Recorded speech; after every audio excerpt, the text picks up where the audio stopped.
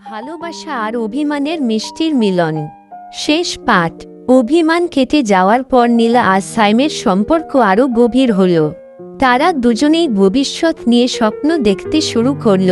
একসাথে পড়াশোনা শেষ করে চাকরি করবে, সংসার গড়বে আর ছোট্ট একটা পরিবার তৈরি করবে।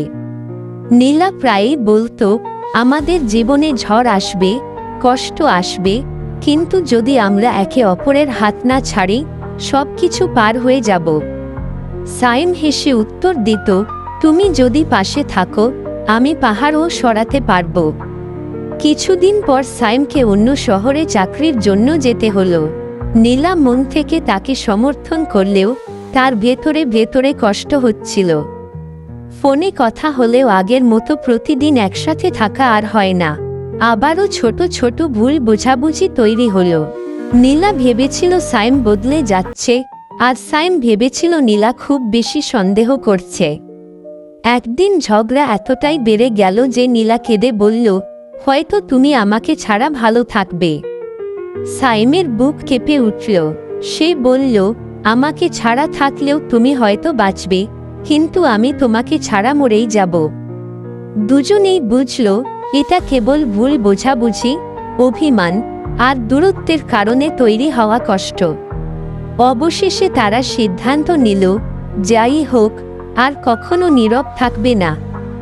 যদি কষ্ট হয় তাৎক্ষণিকভাবে বলবে, কারণ তারা জানে ভালোবাসা মানে শুধু হাসি নয়, মাঝে মাঝে অভিমানও থাকবে।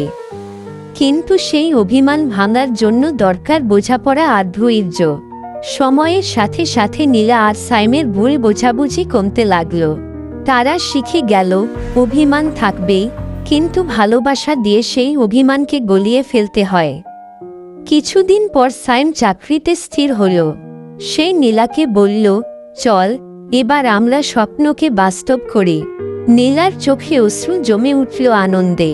ছোট্ট একটা অনুষ্ঠান, কাছের আত্মীয় স্বজন আর বন্ধুরা এসেছে।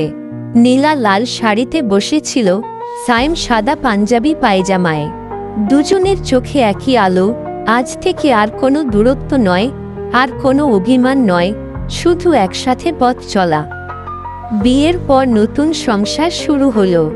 অবশ্যই ঝগড়া হলো, অভিমানও হলো, কিন্তু প্রতিবার তারা একে অপরের চোখে তাকিয়ে বুঝে নিত, ভালোবাসা মানে শুধু সুখ নয়, কষ্ট ভাগ করে নেওয়াও।